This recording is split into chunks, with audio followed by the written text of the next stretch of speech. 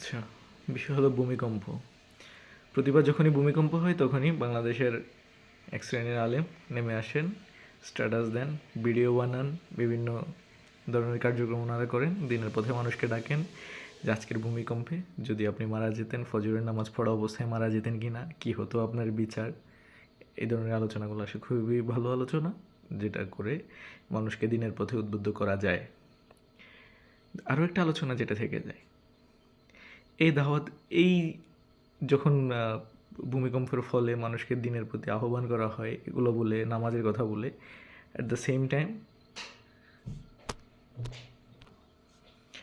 যখন মানুষকে দিনের পথে ডাকা হয় নামাজের কথা বলে, ইবাদতের কথা বলে, ওই সময়গুলোতে মানুষকে এটা বলে ডাকা হয় না যে কার ঘরে কী পরিমাণ অবৈধ টাকা ছিল, কার কী পরিমাণ অবৈধ সম্পত্তি ছিল, কে কীভাবে মানুষ ঠকিয়ে সম্পত্তি অর্জন করেছে, যেগুলোর নিচে চাপা পড়ে আজকে মারা যেত। এগুলো এখন আর আমাদের আলোচনায় হয় না। আগে এক সময় সমাজে কথা ছিল যে আমি নামাজ পড়ি না, কিন্তু আমি চুরি করি না, আমি বাটপারি করি না, মিথ্যা বলি না, মানুষের ঠকাই না। পরবর্তীতে এক সময় এটার ফতোয়া আসলো যে এগুলা করার চাইতে নামাজ না পড়া খারাপ। অতএব সমাজে হয়তো নামাজ বাড়লো, সমাজে হয়তো ওয়াজ মাহফিল বাড়লো, দাড়ি টুপি বাড়লো, ইসলামী বই বিক্রি হওয়া বাড়লো, ইসলামী সম্মেলন হওয়া বাড়লো, একই সাথে তাল দিয়ে ঘুষ, দুর্নীতি, অপরাধ মারাত্মক হারে বেড়েছে।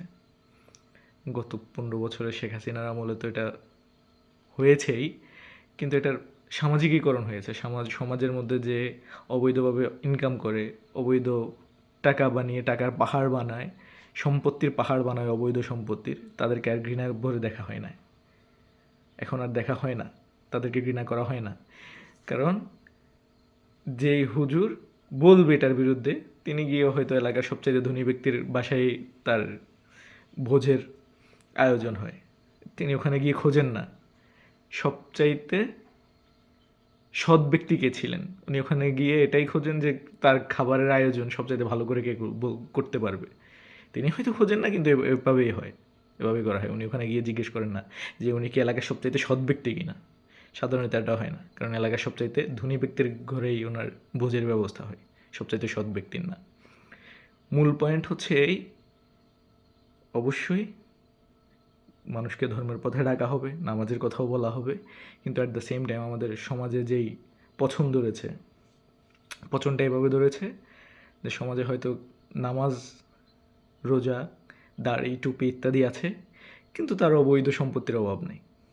যেমন হচ্ছে যে বিসিএস পরীক্ষা প্রশ্নপত্র ফাঁস করার যেই লোক ধরা পড়লো, তাকে জিজ্ঞেস করা হলো আপনি বিসিএসের প্রশ্ন ফাঁস করে কী করেন, বলে যে আমি ওই টাকা হচ্ছে দান করে দিই। এ হচ্ছে বাংলাদেশের ইমানি অবস্থায় উনি খুবই দেখতে সুন্নতি, কারণ ওই টাকা তো উনি দান করেন, নিশ্চয়ই উনি মন্দিরে দান করেন না, কারণ মন্দিরে দান করলে শিরক হবে। এটা হয়তো উনি বুঝে, কিন্তু এই টাকা ইনকাম করাই অবৈধ, এটা হয়তো উনি বুঝে না, আর ওনাকেও বোঝানো হয় না। আর আমাদের যে শ্রেণীর মোল্লারা মানুষকে নামাজের কথা বলে ডাকে, দাড়ি টুপির কথা বলে ডাকে, নামাজের গুরুত্ব দেওয়া হয়, রোজার গুরুত্ব দেওয়া হয়, তারা অবৈধ ইনকামের প্রতি গুরুত্ব দেয় না, কারণ তাদের ফাউন্ডেশনও চলে এগুলোর এই টাকা দিয়েই। তাদের ফাউন্ডেশনে, তাদের ট্রাস্টে টাকা আসে কোত্থেকে?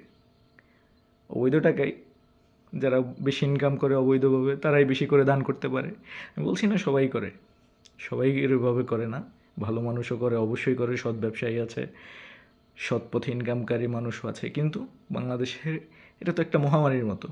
কোনো অফিসে কোনো ফাইল ঘুষ ছাড়া চলে না, কিন্তু বাংলাদেশের প্রত্যেক গলি গলিতে মসজিদ, এবং প্রত্যেক গলি গলির মসজিদগুলোতে প্রত্যেক বছর বিশাল বিশাল মাহফিল হয়, ইসলামিক সম্মেলন হয়। এইটার ইফেক্ট কেন মানুষের মধ্যে দেখা যাচ্ছে না? মানুষ আগের তুলনায় দেখা যাচ্ছে ধর্মের প্রতি আগ্রহ হচ্ছে, জায়গায় জায়গায় মানববন্ধন করছে, এর বিরুদ্ধে ওর বিরুদ্ধে, ওকে নাস্তিক ঘোষণা করো, ওদেরকে অমুসলিম ঘোষণা করো, বিভিন্ন ধরনের কিছুই করা হচ্ছে।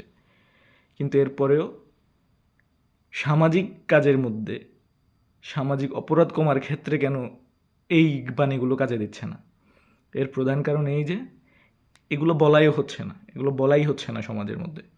যতটা গুরুত্ব বাহ্যিক দৃষ্টিগুলোতে দেওয়া হচ্ছে, বাহ্যিক নামাজ, রোজা, দাড়ি টুপি, এগুলোতে এটার অতটা গুরুত্ব দেওয়া হচ্ছে না ভিতরের কাজে, যে চুরি, বাটপারি, অন্যকে ঠকানো, মানুষ ঠকানো এই কাজগুলোতে।